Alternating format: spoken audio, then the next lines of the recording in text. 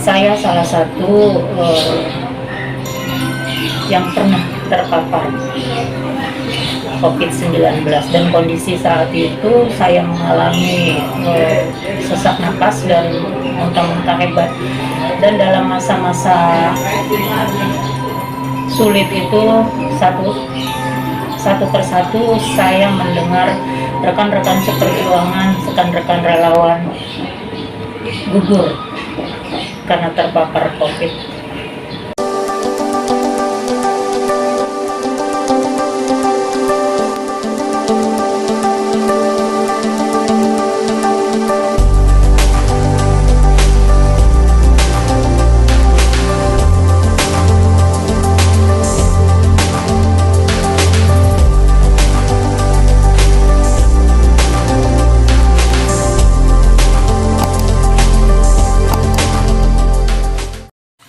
Pergulatan fase gelombang kedua COVID-19 makin masif, sungguh ironis dan miris.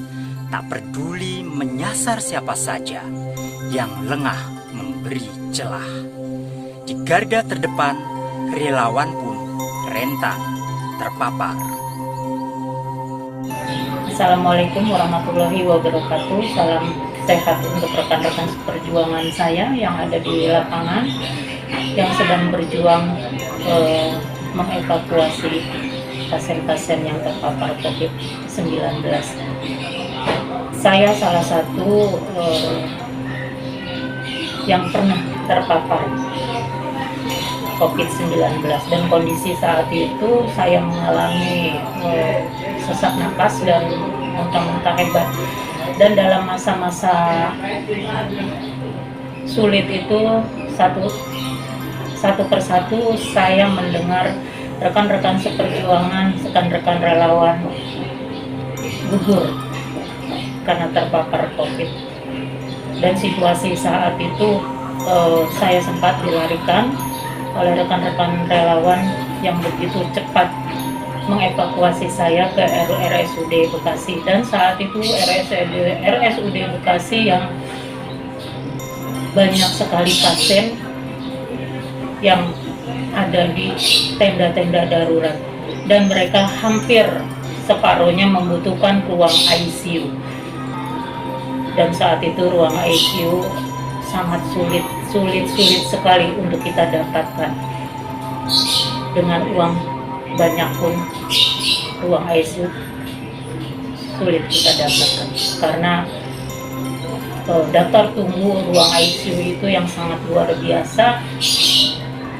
Bukannya hanya belasan, tapi puluhan daftar tunggu untuk mendapatkan ICU. Saat saya di RSUD, saya melihat sekeliling, miris hati. Karena kenapa?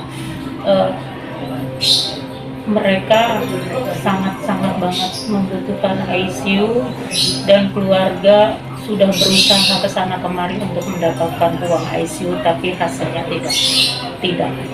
Dan untuk rekan-rekan semuanya dan saudara-saudaraku yang ada di luar sana, tetap patuhi protokol kesehatan dan terutama jaga imun agar tetap stabil. Karena sekali kita lengah, kita akan kehilangan kesempatan.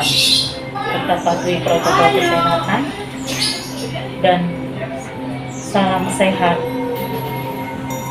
buat rekan-rekan semuanya.